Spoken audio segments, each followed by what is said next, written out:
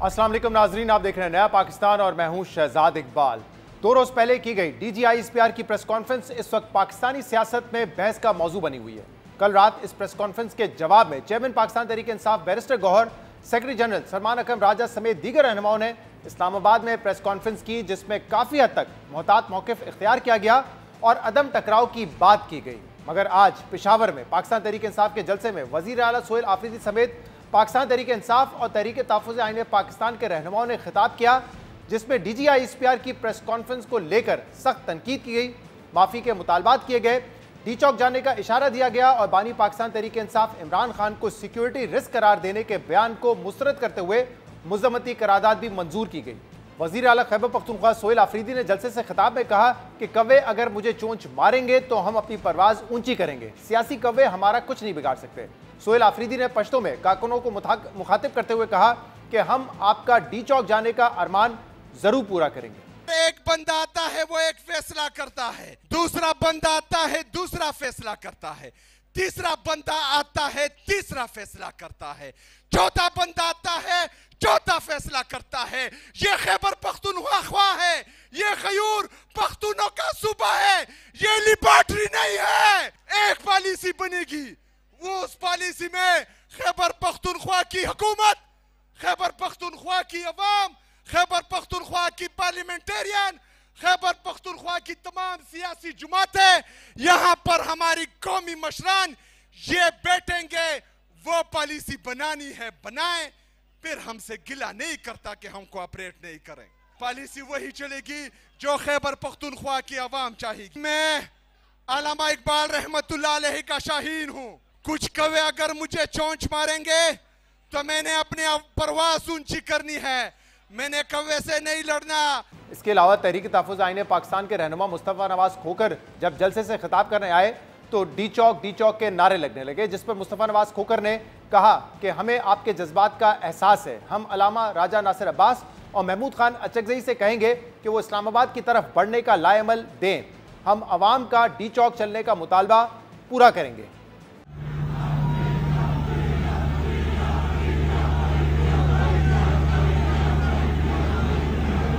आप इत्मीनान रखिए,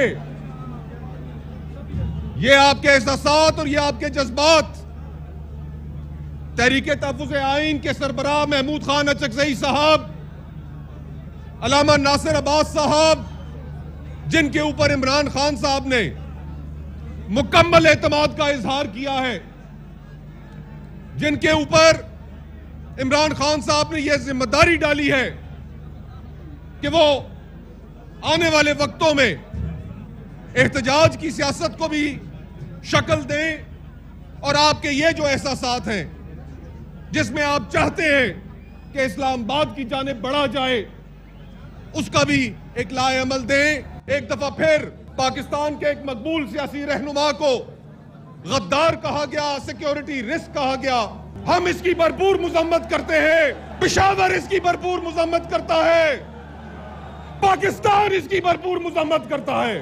मुस्तफ़ा नवाज खोकर कह रहे थे कि एक बार फिर एक कौमी रहनुमा को सिक्योरिटी रिस्क कहा गया, जिसकी वो मजम्मत करते हैं। बहरहाल पाकिस्तान तहरीक-ए-इंसाफ के आज के जलसे में कल इस्लामाबाद में होने वाली प्रेस कॉन्फ्रेंस के मुकाबले में सख्त लहजा इख्तियार किया गया था, जबकि कल party chairman barrister Gohar, secretary general Salman Akram Raja और असद कैसर ने प्रेस कॉन्फ्रेंस में मजमूई तौर पर मुफाहमाना टोन अपनाते हुए मुज़ाकरात की जरूरत पर जोर दिया था। बैरिस्टर गौहर ने कहा था कि वो आज ईंट का जवाब पत्थर से देने नहीं आए। सूरत-ए-हाल ये है कि पहले पाकिस्तान तहरीक-ए-इंसाफ इमरान खान को रिहा करने का मुतालबा करती थी, आज मुतालबा ये है कि खान साहब से मुलाकात करने दी जाए। सलमान अकरम राजा ने कहा कि हम बात करने को तैयार हैं, हम इंतशार नहीं मुकालमा चाहते हैं। असद कैसर ने भी कौमी डायलॉग की जरूरत पर जोर दिया, मगर साथ ही वफाकी वुज़रा पर कड़ी तनकीद भी की। हम कोई कन्फ्रंटेशनल कॉन्फ्रेंस नहीं करने जा रहे हैं, हम ईंट का जवाब पत्थर से देने नहीं जा रहे हैं, लेकिन कल की जो प्रेस कॉन्फ्रेंस हुई उससे बहुत सख्त मायूसी हुई। अपने ईगो को जाने देना होगा, एक दूसरे को स्पेस देना होगा कि मुलाकातें हो नहीं रही, लीडरशिप की मुलाकातें नहीं हो रही, केस लग नहीं रहे हैं। हम तो पहले ये बयानिया लेके जा रहे थे कि खान साहब को रिहा करो और यहाँ तक आ गए कि खान साहब से मुलाकात करो। हमने जितना बर्दाश्त किया इस मुल्क की खातिर, जमहूरियत की खातिर। कोई भी गुफ्तगू हुई हो, आपको गुफ्तगू नामुनासिब लगी हो, हम बात करने को तैयार हैं। अब भी मौका है कि इस मुल्क में इंतशार पैदा ना हो। हमें रोज सोशल मीडिया कहता है बुज़दिल की आदत, लाया अमल दो, यलगार का ऐलान करो, क्यों नहीं करते, क्यों बैठे हो? हम बैठे हैं इसलिए कि हमें पाकिस्तान अजीज है। हम नहीं चाहते कि पाकिस्तान में इंतशार हो। हम चाहते हैं कि बैठकर मकालमा हो और हम सब इकट्ठे बैठकर ये कर सकते हैं। इसलिए आपके सामने आज हाजिर हुए हैं कि मामलात को तनाजुर में रखा जाए। ईंट का जवाब, जैसा गौहर साहब ने कहा, पत्थर से देना बहुत आसान है, लेकिन इसमें मुल्क की फलाह नहीं है। हम ऐसा नहीं करेंगे। अगर कोई कहता है कि इमरान खान जो है ना उसका नाम जो है ना मिट जाएगा, या कोई कहता है कि वो सिक्योरिटी रिस्क है, तो मैं इसकी मजम्मत करता हूँ। वो दो मिनिस्टर उस दिन बैठे, वो बड़ी बड़ी जी मुलाकात नहीं होगी। वो तू कौन हो? तो वो तू 2 टक्के के किराए के मुलाजिम हो। तुम तो आए हो और उधर कहते हो तुम्हारे तो अवाम ने तुम्हें मुस्तरद किया, अवाम ने तो तुम्हें वोट ही नहीं दिया, अवाम ने तो तुम्हें रिजेक्ट किया, और तुम कहते हो कि मुलाकातें नहीं होंगी।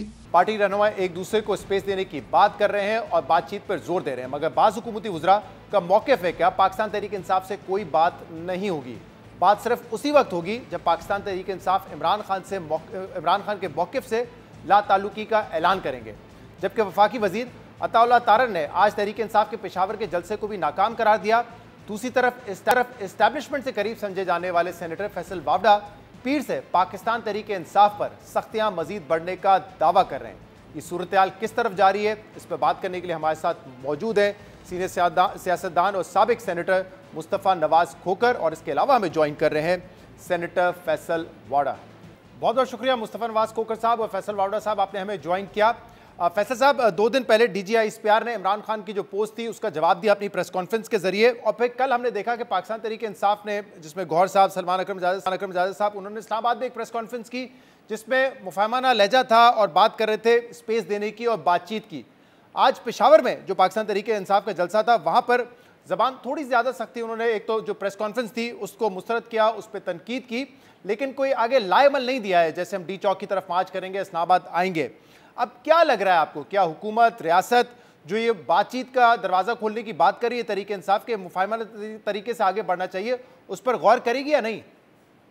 बहुत शुक्रिया शहजाद साहब। देखिए, सबसे पहले तो आपको ये क्लियर हो जाना चाहिए कि कोई बड़ा आज तक था नहीं, तो बड़े की जो जबान सुनी गई और समझाई गई उस जबान से सब अच्छे बच्चे और नन्हे बच्चे बन गए हैं और बड़ी क्लैरिटी आ गई है, और यही अच्छा इकदाम भी है, दे रहा है, दुरुस्त है, लेकिन यही जबान इनको समझ आती थी। दूसरा ये कि जो जलसा था, ये 4 वहाँ के मुंतखब लोग थे जिन्होंने जलसा इकट्ठा किया, तो इसकी व्यूअरशिप और इस जलसे की तादाद से आपको समझ आ गया होगा कि पाकिस्तान तहरीक इंसाफ की पॉपुलैरिटी खाक छांट रही है बजाय किसी चीज़ के। हाँ, ये ज़रूर है कि सोशल मीडिया और इधर उधर जितनी इमरान खान साहब को तसलसल से एज प्लान और प्रोग्राम के तहत तकलीफ पहुँच रही है, उतनी इनकी सियासत चल रही है और इतने भी लोगों को पैसा मिल रहा है। ये बड़ा क्लियर रखे, जितना इमरान खान साहब को तकलीफ होगी उतने ये सारे लोग इक़्तिदार में रहेंगे, जितनी इमरान खान साहब को तकलीफ होगी ये सारे लोग वीलॉग से पैसा कमाते रहेंगे। तो ये पैसे की जंग है और इक़्तिदार की जंग है और कोई मोहब्बत नहीं है। और फ्रंट ना फुट आपको क्लियर है, ये भी हो गया। अब ये जरूर आप कह सकते हैं कि आज के दिन आपको कुछ मोहलत मिल गई कि गवर्नर आज कुछ दिनों के लिए आगे हो गया, डिस्क्वालिफिकेशन आगे हो गई, और ये बहुत समझदार लोग हैं। और मेरा दोस्त कुंडी उनको जवाब भी दे देगा जो इन्होंने वहां की चढ़ाई की बात की है, लेकिन मैं आपको कुछ स्पेसिफिक चीजें बड़े क्लैरिटी से बताना चाहता हूँ। देखिए, एक तो ये सारा झगड़ा जो है ना, ये फौज और PTI का नहीं है, ये सिविल सोसाइटी, पॉलिटिशियन, सियासतदान है वर्सेस सियासतदान है। वल्गैरिटी, गंदगी, गलाजत, किसी की माँ बहन बेटी किसी को कब्र में नहीं छोड़ना, इश्तियार, जंग, लड़ाई, गोला बारूद, मार पीट, ये पूरी सियासत का महवर है। ये तो एक्सेप्टेबल नहीं है, इनमें से किसी का बाप भी ये काम नहीं कर सकता। इसमें बड़ी क्लैरिटी है। जितनी इमरान खान साहब को तकलीफ होगी, जितनी परेशानी में वो आएंगे, जो मैं आपको 1.5 साल से कह रहा था, उतने ही ये सुकून से सियासत करेंगे। मेरे कायद और ये सब ड्रामेबाजी आपको चलती रहेगी और उतने ही व्लॉगर्स को पैसे मिलते रहेंगे, जिसमें से भागे भी लोग जिनके बटन हमारे पास यहाँ है वो दबना शुरू हो जाएंगे। दूसरी और बहुत इंपॉर्टेंट चीज आपने बड़े गौर से सुननी है शहजाद साहब। देखिए, इनको ये नाम पसंद नहीं जानवर का, चले कोई बात नहीं करते। अब मैं आपको बताता हूँ, जैसे कि आपको मैं बता रहा हूँ, शेख वकास, आप इंफॉर्मेशन सेक्रेटरी थे, उनको हम बुलाएंगे टॉमी कम आउट, वो टॉमी बाहर आएगा। उसका एक छोटा टॉमी है, एक इनका मैंने शहजाद, वो बाहर आएगा। टॉमी के बगैर भी बात कर सकते हैं ना, चले जो भी है। सर आपको क्या प्रॉब्लम है शहजाद साहब? टॉमी हिल फिगर भी होता है, तो आपको कुत्ता पसंद नहीं आता तो टॉमी कह दिया भाई। खैर, शेख वकास अकरम साहब को आप बाहर बुलाएंगे। ठीक, नहीं, टॉमी शेख वकास को बाहर बुलाएंगे, ठीक है। वो जो बड़ा लिख रहा था, वो म्यूजिक बजा रहा था अपनी उंगलियों से, वो एक और छोटा टॉमी है, शहजाद एमएनए, और एक इनका सेनेटर है जिसकी चीजें मिल गई हैं स्मगलिंग से रिलेटेड। हिंदुस्तान का जो ट्रेंड माइंडसेट है, मेरे ख्याल से गालिब उसका नाम जीशान है, if I am not wrong. वो टेररिस्ट है, अब वो टेररिस्ट है। उसके पीछे आएंगे, उसको ढूंढेंगे, उसको निकालेंगे, उसको खेत के जो टेररिस्ट याद किया जाता है वो करेंगे। ये वो लोग हैं जो ऐवानों में चले गए, जो हिंदुस्तान का काम करे। वो शवाहिद के साथ बात कर रहा हूं मैं आपसे, शवाहिद के बगैर कोई चीज नहीं हो रही है। और वो सेनेटर साहब तो एक कदम और आगे हैं, वो हिंदुस्तान से भी ज्यादा आगे, वो अफसरों को गालियों के साथ जान से मारने की धमकी दे रहे हैं। तो ये क्लैरिटी रखिए। एक और मिठाई वाले हैं, बेकरी वाले हैं, आप तो हमारे दोस्त हैं, मोहसिस है हमारे लिए, आरिफ हबीब भट्टी साहब, उनके वहां एक सीईओ था, वो नजरें पढ़ रहा था, अभी तो सीईओ से हटाया है। ऐसा ना हो कि ऐसी नजर पढ़ा दी जाए कि दिन रात ख्वाब मेरी नजर आए। तो ये तो एक हो गया चैप्टर। दूसरा चैप्टर हो गया टॉलरेंस, एक इंच भी नहीं होगी।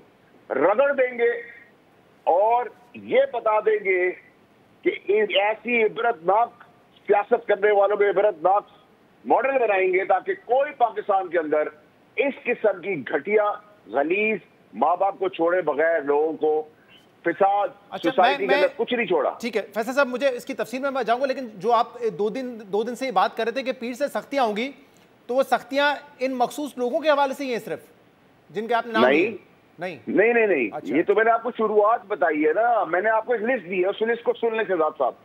Number 1 disqualification, number 2 ban, number 3 जितने 9 मई के केस है बंदगी अंजाम तक पहुंचाना, नंबर 4 जो भगौड़े छुपे हुए केपीके के अंदर वो हिंदुस्तान का एरिया नहीं पाकिस्तान का एरिया है, नंबर 5 जो हिंदुस्तान से कनेक्टेड है, जो टेररिज्म का काम कर रहे हैं, जिन्होंने टेररिस्ट माइंडसेट के साथ अपाया किया और अवानों में बैठे हैं वो, और -1 ये निकलता फॉर्मूला जो मैं आपको 1.5 साल से कह रहा था। अच्छा। -1 नहीं तो पीटीआई कंप्लीटली माइनस। ये सारी लिस्ट आप देख लें, जैसे चले मुझे मौका दीजिएगा, मैं इस पर आपसे जरा 2-3 अहम सवाल करूं, लेकिन पहले मुस्तफा साहब को जरा इंक्लूड करते हैं। मुस्तफा साहब, एक तो आप वहां पे जलसे में मौजूद थे, फैसल वावड़ा साहब कह रहे हैं कि 4 माह के मुंतखब लोगों ने ये जलसा किया लेकिन कोई पॉपुलैरिटी वहां पे नजर नहीं आई, इतने ज्यादा लोगों की तादाद नहीं थी। क्या आपने भी वहां पे यही महसूस किया, और क्या मामला यहाँ से कहाँ जाता हुआ नजर आ रहा है? क्योंकि आज आप लोगों ने जब आप तकरीर करने आए तो लोगों ने डी चौक कहा, लेकिन उसका कोई बाकायदा लाएमल नहीं दिया गया है। तो अभी भी क्या तहमुल का मुजाहरा किया जाएगा कि बातचीत हो, कहीं ना कहीं वे आउट निकले, स्पेस निकले, इसके कोई इम्कान नजर आ रहे हैं आपको?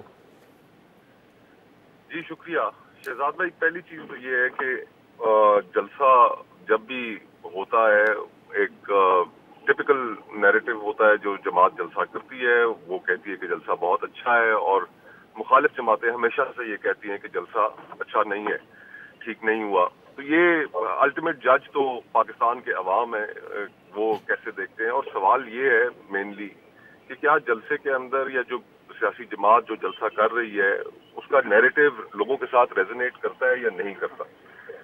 इस वक्त पाकिस्तान अनप्रेसिडेंटेड टाइम से गुजर रहा है। इन अनप्रेसिडेंटेड टाइम्स में हमने जो पॉलिटिकल पोलराइजेशन देखी है वो इस इंतहा तक बढ़ चुकी है कि हमारे पास एक नेशनल डायलॉग करने का के अलावा कोई रास्ता ही नहीं बचा।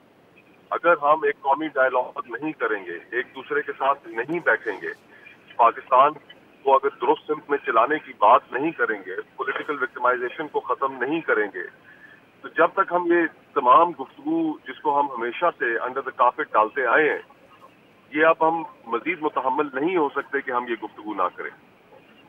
तो हम तो यही समझते हैं, और आज महमूद खान चकरई साहब ने भी यही बात की अपनी तकरीर में, उन्होंने कि हम सब, और उन्होंने तो इंक्लूडिंग एस्टेब्लिशमेंट की भी बात की कि एस्टेब्लिशमेंट भी बैठे और इस मुल्क को जो मसाइल दरपेश है, जो इस मुल्क के अंदर पोलराइजेशन बढ़ गई है, उसको खत्म करने के लिए हमें एक नेशनल डायलॉग करना पड़ेगा और एक रास्ता निकालना पड़ेगा। हम तो यही गुफ्तगू करते हैं और यही गुफ्तगू करना भी चाहते हैं, और इसके लिए जो एंगेजमेंट है हुकूमत के साथ और दीगर पॉलिटिकल पार्टीज के साथ, वो सब हम इसको इनिशिएट करने में इंटरेस्टेड हैं। अच्छा, लेकिन मुस्तफा साहब, अभी कुछ दिन पहले आप राना सनाउल्लाह साहब के साथ प्रोग्राम में थे और वहाँ पे ये कमिटमेंट हो रही थी कि वज़ीर आज़म आ जाएं, फिर आपसे उनकी मुलाकात कराएंगे ताकि एक वे आउट निकाला जाए। लेकिन अब तो ये मेरे प्रोग्राम पे जैसे अताउल्लाह तारा साहब ने कहा कि अब कोई बातचीत का इम्कान नहीं है, अब तो जो है they have missed the boat. अब माफ़ी मांगे, इमरान खान की सियासत से ला ताल्लुकी करें, तब अगर बात हो तो अब तो हुकूमत का ये मौक़िफ़ है। और मेरे ख्याल से ऑब्वियसली क्योंकि आपको पता है कि हुकूमत फ़ौज एक पेज पर है, तो उस DGISPR की प्रेस कॉन्फ्रेंस के बाद कोई इसका इम्कान तो नहीं नजर आता कि हुकूमत बातचीत करने के लिए तैयार होगी। देखिए, सियासत में हमेशा रास्ता डायलॉग के जरिए ही निकलता है। हम राना सनाउल्लाह साहब एक बहुत मैच्योर सियासतदान है, बहुत उतार चढ़ाव उन्होंने अपनी जिंदगी में भी देखे हैं, उनकी जमात में भी देखे हैं, और तमाम सियासतदान इस चीज को महसूस करते हैं कि चीजें जिस नहज पर पहुंच चुकी हैं, बजाय इसके कि हम इसमें मजीद नुकसान करें, पाकिस्तान का नुकसान करें, हमें एक दूसरे के साथ बैठना पड़ेगा। And let's also be very clear about one thing Shahzad भाई, कि nobody wins in this, Pakistan loses. तो क्या हम अपने हाथों से पाकिस्तान को नुकसान पहुंचाना चाहेंगे? एक पॉपुलर लीडर है, एक पॉपुलर जमात है, तमाम तर मुश्किलात के बावजूद उनके पास 80 के करीब कौमी असेंबली के अंदर नशिस्तें हैं। ठीक है, उनकी जमात के पास इंतखाबी निशान नहीं है, ठीक है, उनकी जमात की बहुत ज्यादा सख्तियों का सामना है। जो इस वक्त जैसे फैसल साहब की या हुकूमत की राय तो वही समझ जाती है ना कि जब तक PTI खत्म नहीं होगी ना, इस मुल्क में ना इस्तेकाम आएगा ना अमन आएगा। तो आपको नहीं लगता, आपको लगता है कि जो उनकी सोच है ये ठीक नहीं है या ठीक है? देखिए, माजी हमारे सामने हमारी अपनी पाकिस्तान की तारीख मौजूद है। क्या पॉलिटिकल पार्टीज इस तरह खत्म होती हैं? क्या पीपल्स पार्टी खत्म हुई थी जनरल ज़िया के हाथों? पीपल्स पार्टी ने कितना जबर सहा, कितनी सख्तियां सही। इस तरह पॉलिटिकल पार्टीज नहीं खत्म होती, और पॉलिटिकल पार्टीज का फ्रैंकली खत्म होने का जो तरीका है वो हमेशा पाकिस्तान के अवाम के हाथ में रहना चाहिए। और मैं आपको एक एग्जांपल देता हूँ कि वही पीपल्स पार्टी जब उसको मुकम्मल 5 साल करने दिए गए, 5 साल में 2013 का इलेक्शन था, मैं पीपल्स पार्टी का कैंडिडेट था, और जो सबसे ज्यादा हमें पब्लिक की तरफ से जिस चीज का सामना करना पड़ा उन इलेक्शंस में, वो बिजली की हम फराहमी नहीं कर सके, हम गुड गवर्नेंस नहीं दे सके, और इन रीजंस की वजह से हमें फारा कर दिया गया। पंजाब और खैबर पख्तूनख्वा में हम वाइप आउट हो गए। तो सियासत को इश्यूज की तरफ वापस लेकर आना है, और अगर हम इश्यूज की तरफ वापस लेकर आएंगे तो फिर जो सियासी जमात गवर्नेंस नहीं दिखा सकेगी वो फारग हो जाएगी। जब तक आप सियासी जमातों के ऊपर जबर करते रहेंगे, उनको सख्तियों से खत्म करने की कोशिश करेंगे, तारीख इस चीज की गवाह है कि इस तरह सियासी जमातें खत्म नहीं होती। अच्छा, आप कह रहे हैं इस तरह नहीं खत्म होती सियासी जमातें। फैसल आबड़ा साहब, आपने तो पूरी मुझे फहरिस्त बता दी ना, डिस्क्वालीफाई, बैन, 9 मई पे छुपे लोगों को बाहर निकालना, और फिर इमरान खान को माइनस करना MQM फॉर्मूले पे। लेकिन अब तक भी 2.5 साल से 2 साल से ऑलमोस्ट यही होता हुआ है ना। 9 मई के केसेस बने हैं, लोग डिस्क्वालीफाई हुए हैं, उनकी सीटें कम हुई हैं, उनकी रिजर्व सीटें ली गई हैं, उनसे इंतखाबी निशान ले लिया गया है। इमरान खान जेल में, एहलिया जेल में। तो बहुत सारे तो PTI के लोग कहते हैं सख्तियां और कर लें, फर्क क्या होगा? जो इस वक्त माहौल है वही रहेगा, उसमें क्या बेहतरी आएगी? देखिए शहजाद साहब, बड़ा कैटेगोरिकली देखिए, ना तो मैं बुज़दिल हूँ, ना मैं बकरी हूँ, ना मैं जमहूरी बातें आएं बाएं करके कन्या कतरा के निकल जाए। मैं सीधी बात करता हूँ, ठोक बजा के बात करता हूँ। सुन लें इसको सर। देखिए सर, मसला सारा ये है कि इसमें बड़ी क्लैरिटी रखे, जो जबान इनको समझ में आई है ना, अब एक्शन के ऊपर डबल रिएक्शन होगा। इसको फिर क्लैरिटी से समझ ले आप। अब D चौक से ये गवर्नर हाउस तक आ गए हैं KPK के अंदर, उसका जवाब कल गवर्नर साहब खुद दे देंगे, कुंडी साहब, दोपहर को। नंबर 3 ये कि इनके अपने अंदर जो बानी है वो खुद सादिक और अमीन पार्टी के अंदर कह रहे हैं। कल जो चेयरमैन PTI है गौर साहब, जो उन्होंने बात की, उनको ये नहीं मान रहे, ठीक है, और इनको बाकी लोग नहीं मान रहे। और इन्होंने जो पॉपुलैरिटी मैंने आपको बताया, इमरान खान साहब को पार्टी ने 1.5-2 साल से मुनज़्ज़म तरीके से तकलीफों मुश्किलात में धकेलते गए ताकि इनकी सियासत चले। 30-30 सेकंड की ये वीडियोस बनाते हैं, उसके हिसाब से ये सोशल मीडिया को पास करते हैं। सोशल मीडिया में पैसा मिलता है, जो भौंक रहे हैं उनको पैसा मिलता है, वो फ्री में नहीं काम कर रहे। इसमें तो फिर ये भी राय है ना फैसल साहब के उस प्रेस कॉन्फ्रेंस से तो 6 और एपिसोड या 6 और व्लॉग्स का उनको मवाद दे दिया ना कि वो पूरा हफ्ता लगे रहेंगे उसमें और पैसा कमाएंगे वो ये करके। सर अब लगे नहीं रहेंगे ना, अब लगे लपेट के लगाएंगे। अब आप देखते जाए, -1 यहां पड़ा हुआ है, -1 नहीं acceptable, completely PTI minus, ban पड़ा हुआ है, डिस्क्वालिफिकेशन पड़ी हुई है, केसेस के मफरू भगौड़े पड़े हुए हैं। और ये सब करने से आपके ख्याल में फिर इवेंचुअली क्या होगा? क्योंकि जैसे आप ही की बात को कोट करते हुए आपने कहा था इस मुल्क में अब तरमीम तरक्की होगी, तो जो आप बता रहे हैं कि माइनस इमरान खान नहीं हुआ तो पीटीआई खत्म, पार्टी पे बैन, डिस्क्वालिफिकेशन, तो उसके बाद इस्तेकाम आ जाएगा और तरक्की की तरफ हम आगे बढ़ जाएंगे, ये फॉर्मूला है? तरक्की तो पीर से शुरू हो जाएगी। तरक्की का जो सारा दारोमदार है वो अल्लाह ने असबाब और वसीला हमें फील्ड मार्शल की शक्ल में दे दी है। वही बैन अवी तौर पर मार्के मार रहा है, वही दुश्मन का मुंह काला करा रहा है, वही शहीदों की आर्मी से 10 गुना बड़ी जंगें जीत रहा है, उसी की डिप्लोमेसी चल रही है, उसी के पैसे पैसे आने की बात आ रही है, उसी के पैसे की उसकी जबान की वजह से लोग डिफर कर रहे हैं। सऊदी अरेबिया के साथ हमारा एग्रीमेंट हो गया, बाकी लोग बहुत सारे खड़े हुए हैं, ग्लोबली हम एक पोजीशन पर आ चुके हैं। यूएई और बाकी सब लोग जो है वो रिवॉल्व कर रहे हैं पैसे को, पैसा उनके नाम पे आना शुरू हो गया है। तो अगर ऐसा ही है तो फिर फैसल साहब अगर ऐसा ही है तो फिर एक पोस्ट, एक ट्वीट क्यों मैटर करती है? फिर वो देखे ट्वीट तो पिछले 2 साल से कर रहे हैं, जेल से बाहर तो नहीं आ सके, उनकी हुकूमत तो नहीं आ सकी, तो फिर मैटर क्यों कर रही है वो ट्वीट?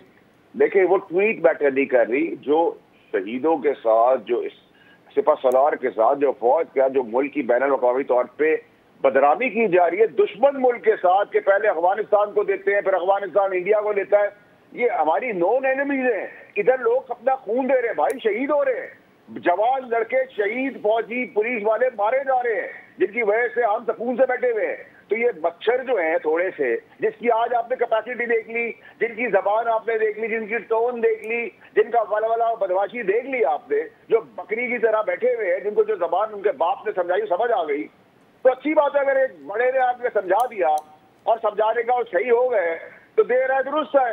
अब इससे आगे फिर से कोई ड्रामेबाजी, कोई बदमाशी, गुंडागर्दी की तो आपको बताइए, फिर डबल बदमाशी होगी, फिर आपको बताइए कि किस तरीके से आइन और कानूनी तौर पर निपटा जाता है और रियासत और सियासत मिलकर फिर क्या करती है। तो आपको तो बड़ी क्लैरिटी से बता दिया, जो कुछ दाम मैंने आगे लिए हैं उनका भी आप देखेंगे। और अभी आपको एक और बात बताने जा रहा हूं कि इनमें बहुत सारे आज मुखबर हैं और बहुत सारे वैसे ही सरेंडर कर चुके हैं इस 18 घंटे के अंदर। DGI-SPR की प्रेस और आज के दिन तक बहुत सारे तो सरेंडर कर चुके हैं। मैं अब आपको खोल के लिस्ट तो नहीं दिखा सकता क्योंकि वो तरीकेकार होता है कि आप किसी की बात हमेशा मुझे मुस्तफा साहब जरा आगे बताइएगा, क्योंकि आप तो एक बहुत आइडियलिस्टिक बात कर रहे हैं नेशनल डायलॉग की, और ये मैं कर्से से सुन रहे हैं। देखो उस हवाले से तो माहौल पैदा नहीं हो रहा, चाहे आप जितना भी कहें। देखिए रास्ता वही है, रास्ता बेशक वही हो, लेकिन वहां जाने के लिए कोई तैयार नहीं है। अब फैसल साहब तो कह रहे हैं कि आज जो उनकी बॉडी लैंग्वेज थी उसे समझ आ गया कि उनको समझ पड़ गई और वो यही जबान समझते हैं। तो आपको लगता है यहाँ से फिर पीटीआई भी अगर थोड़ा बैकफुट पे चली जाएगी और आहिस्ता आहिस्ता हुकूमत अपनी जो स्पेस है उसके पास, उसको अपने आप को मुस्तहकम कर लेगी, यही होगा अगर डायलॉग नहीं होगा? या आपको लग रहा है कि नहीं, मामला और तनाव की तरफ ही जाएगा? लेकिन जहां तक तहरीक इंसाफ का तल्लुक है तो उनकी मिसाल तो ऐसे कि एक शख्स बारिश में खड़ा भीग रहा हो और आप उसको कहें कि हम तुम्हारे ऊपर एक पानी की बाल्टी और फेंक दें, तो उन्होंने जितनी सख्तियां बर्दाश्त करनी थी, दीगर उनकी जमात के जेल में है, उनकी एहदिया जेल में है, दीगर उनकी जमात के रहनुमा जेल में है, कारकुनान सख्तियां बर्दाश्त कर रहे हैं, जमात के पास इंतखाबी निशान मौजूद नहीं है, जमात का स्ट्रक्चर इलेक्शन कमीशन मानने को तैयार नहीं है, गिरफ्तारियां रोजमर्रा का मामूल है, तो और क्या करेंगे उनके साथ? और फिर इसका फायदा क्या है? देखिए अगर हम इसमें एक चीज मुस्तफा साहब, क्योंकि अगर आप इस चीज के ख्वाहिशमंद हैं कि देखें डायलॉग हो, तो आप तो इस वक्त जो आपकी जो ये पूरी तहरीक है उसमें तो पीटीआई आपके साथ है ना, पहले आप वहां तो समझाएं ना। अगर आप यही अचीव करने में नाकाम है कि इमरान खान थोड़ा सा ठंडा करें माहौल को, या इस किस्म के ट्वीट ना करें बराह रास्त तनकीद करने वाले, ताकि एक माहौल साजगार हो, अगर आप वो नहीं कर सकते मुस्तफा साहब, तो आप फिर दूसरी साइड को कैसे मनवाएंगे और कैसे उस पेज पे लेकर आएंगे? ये बात आपकी सही है। इसीलिए देखिए इमरान खान साहब के साथ जो मुलाकातों की पाबंदी का सिलसिला है कि उसके अंदर उनको अगर सियासतदानों से मिलने दिया जाए, अगर तहरीके तहफ़्फ़ुज़ आइन के लोगों से मिलने दिया जाए, तो वहां पर बैठकर एक गुफ्तो शनीद का सिलसिला और दरवाजा खोला जा सकता है कि जिसमें हम ये बात कर सकते हैं कि हमें एक नेशनल डायलॉग करने के लिए कुछ अर्सा एक कंडीशिव एनवायरनमेंट बनानी होगी। लेकिन उस कंडीशिव एनवायरनमेंट को बनाने की जो ज्यादा जिम्मेदारी है वो हुकूमत पर आयद होती है, क्योंकि हुकूमत के पास ताकत भी है। अगर ताकत का बेजा इस्तेमाल होता रहेगा, उनसे मुलाकातों के ऊपर पाबंदी रहेगी, सख्तियां रहेंगी, उनकी बहनों को सड़कों के ऊपर घसीटा जाएगा, तो फिर उनकी पास भी स्पेस कम रह जाती है। तो इसको भी अप्रिशिएट करना पड़ेगा। जहां तक बात है तरक्की की, कि पाकिस्तान के अंदर बहुत तरक्की हो रही है, हम चाहते हैं कि तरक्की हो, लेकिन आपकी मैं तवज्जो दिलाऊंगा कि आज से कुछ दिन पहले पाकिस्तान बिजनेस काउंसिल ने एक फोरम रखा था और वहां पर जनरल सरफराज गालिबन जिनका ताल्लुक SIFC से है, उन्होंने पाकिस्तान की मईशत के अंदर जो खराबियां हैं वो गिनवा दी कि पाकिस्तान की मईशत इस वजह से नहीं तरक्की कर सकती कि यहाँ पर एक्सेसिव टैक्सेशन है, पाकिस्तान का जो ग्रोथ मॉडल है वो ठीक नहीं है। IMF की रिपोर्ट अभी आपके सामने आई, उस IMF की रिपोर्ट के अंदर क्या कहा गया कि यही हमारी मईशत जो आज 2.5% पे तरक्की कर रही है, ये 6.5% पे तरक्की करेगी, यानी कि 4% का इसमें फर्क आ सकता है अगर हम सिर्फ करप्शन और मिस गवर्नेंस खत्म कर दें। तो इस वक्त भी IMF जिससे हम कर्जा ले रहे हैं, जो उसने जो रिपोर्ट जारी की है उसके मुताबिक पाकिस्तान में 5 से 6 हजार अरब रुपए की करप्शन हो रही है। तो हमारे जो चैलेंजेस है इंडिया के साथ हमारा कोई शक नहीं, ये सारे चैलेंजेस हैं, लेकिन मुझे इस पर जरा फैसल साहब मुझे बताइएगा कि जैसे कल गौहर साहब ने कहा कि देखिए हमारा बयानिया ये था कि इमरान खान को रिहा करें, अब हम इस पर आ गए कि इमरान खान से मुलाकात करने दें, यानी वो खुद कंसीड कर रहे हैं कि उनकी पोजीशन कमज़ोर हुई है। तो अब दो तरीके हैं, या तो आपने इसका फ़ायदा उठाते हुए ये सोचे कि कुचल देंगे बिल्कुल इनको, या आप जो है माहौल को साजगार बनाने के लिए, जैसे इनकी मुस्तफ़ा साहब की राय है कि आप सियासी लोगों को मुलाकात करने दें ताकि वो इमरान खान को भी ठंडा करें और फिर एक डायलॉग का रास्ता निकल सके। इसका कोई इम्कान है या नहीं फैसल साहब? ये खत्म हो चुका है। देखिए शहजाद साहब, ये आज तक टॉलरेट करके यहाँ तक आए हैं। नंबर एक पहले वो गए थे इमरान खान को रिहा करने, जेल तोड़ने की बातें करके आप मुलाकात पे आ गए। डी चौक पे चढ़ाई करने के बजाय 26 नवंबर से अब वो आ गए KPK के गवर्नर के पास, उसका जवाब कल गवर्नर देगा। देखिए मैं आपको बताऊं, आइन और कानून के तहत एक नया लफ्ज ईजाद हुआ है जो सब मेरा यूज कर रहे हैं, ऐसी की तैसी। आप समझ रहे हैं? अब ये है नया पॉलिटिकल आईनी और कानूनी लफ्ज। इसके ना इधर ना उधर, ना फ्रंट ना फुट, ना अप ना डाउन। इस बड़ी क्लैरिटी से आप इसको लेके चले। आप ये कंसीड करेंगे हर चीज से, 30 सेकंड की वीडियोस बनाते रहेंगे ताकि ये अपनी जगहों पे खड़े रहें। वैसे साहब खैबर पख्तूनख्वा की हुकूमत की तरफ से जो जलसा था वहां तो कोई कंसीड नहीं कर रहा है, वहां तो हर चीज को मुस्तरद किया जा रहा है, उस पर तनकीद की जा रही है और जवाब दिया जा रहा है। सर देखिए शहजाद साहब, आई एम सॉरी सर, जो बुलंद दावे थे, वो जिन्होंने जो बातें कर दी है उनका भी आप देख लेना, इसमें क्लैरिटी रखे। देखिए एक है जेट ब्लैक, एक है टेररिस्ट, एक है जेट ब्लैक टेररिस्ट, एक है मुल्क दुश्मन, एक है फौज दुश्मन। हर किसी कैटेगरीज है, टॉमीज की कैटेगरीज बनाई गई है, ठीक है, नंबर 1। नंबर 2 ये कि अब गालन गलोज वजीरों को, सेनेटर्स को फर्क नहीं पड़ता। तीसरी चीज ये कि बहनों ने एक ऐसा काम कर दिया कि जिसका गवर्नमेंट को दिमाग में भी नहीं था, उन्होंने आके कमजोरी बता दी। उन्होंने आके बताया कि इमरान खान साहब से कोई ना मिले, बात ना करे तो वो मेंटली डिस्टर्ब हो जाते। मतलब ये कैसा एहसान किया है कि आपने अंदर की कमजोरी लाके बाहर दे दी है। फैसल साहब उनका तो ये बनता है ना, गुस्से में आना, फ्रस्ट्रेट होना। वो जेल में है, ना हुकूमत मिली, एहलिया जेल में है, लेकिन नहीं सुने, हाँ मैं वो ज़हनी वाली बात समझ गया। जी कमजोरी, लेकिन मुझे ये बताइए फैसल साहब कि उनका तो गुस्से में आना, फ्रस्ट्रेट होना, कमजोरी समझ आता है। दूसरी साइड से गुस्सा, फ्रस्ट्रेशन क्यों है? अब तो 26वीं तरमीम हो गई, 27वीं तरमीम हो गई, हुकूमत को कोई खतरा नहीं है, आप कह रहे हैं कि ऊंची उड़ान है यहाँ से, तो फिर दूसरी साइड से क्यों गुस्सा है इतना? नहीं 28वीं भी आ रही है और क्या 29वीं भी आएगी। आगे चले। देखिए शहजाद साहब, आपको आइन और कानून के तहत खैरियत पता करने के लिए फैमिली का रूल था, बिल्कुल करें आप। अब वकीलों को केसेस से मिलना था, बिल्कुल केसेस से मिले। लेकिन आप जब पॉलिटिकल रसाई करें और शहीदों को, उसकी अफवाज को, उसके सिपह सालार को डैमेज करें, ठीक है, इश्तियाल दे, कत्लो गारत, मार दार, चढ़ाई के लिए इंस्टिगेट करे वायलेंस के लिए, ये तो किसी का बाप नहीं आप कर सकता। It is not acceptable, simple.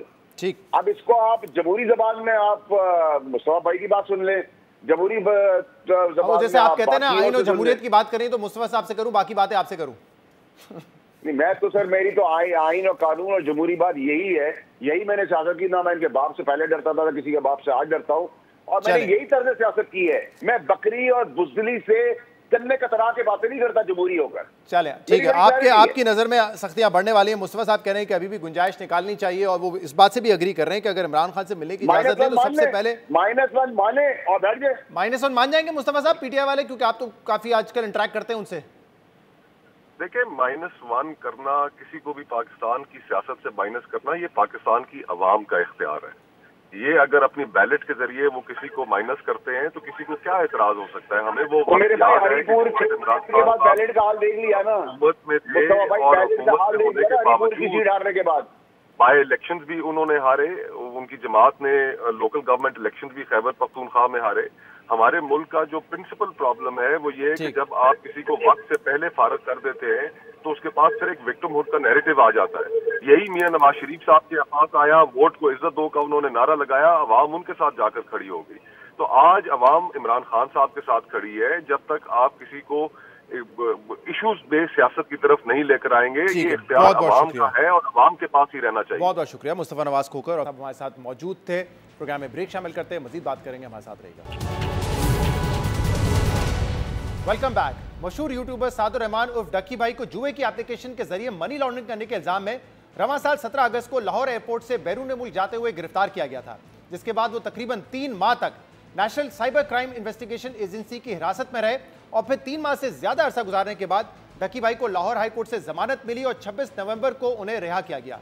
मगर एनसीसीआई की हिरासत के दौरान डक्की भाई के साथ क्या सलूक किया गया, किस तरह उन पर तशद्दुद किया गया, इस हवाले से डक्की भाई ने आज हैरानकुन इंकशाफात किए हैं।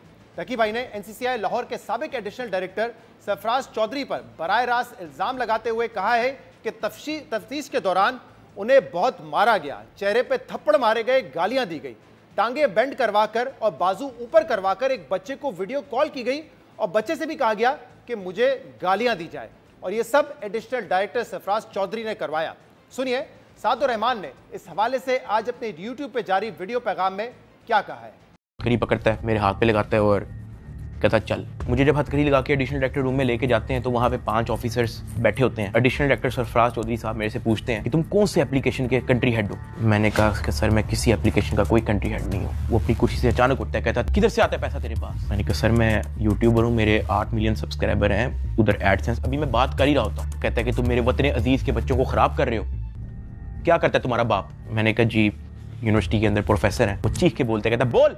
मैंने कहा जी सर मैं सिर्फ वीडियोस बनाता हूँ, मैं यूट्यूबर हूँ। माँ बहन की गालियाँ वो देता रहता है। उसने मेरे मुंह पे बहुत जोर का थप्पड़ लगाया। मैं बिल्कुल चुप होकर ऐसे मुंह नीचे करके खड़ा हो गया तो कहता मुंह ते कर।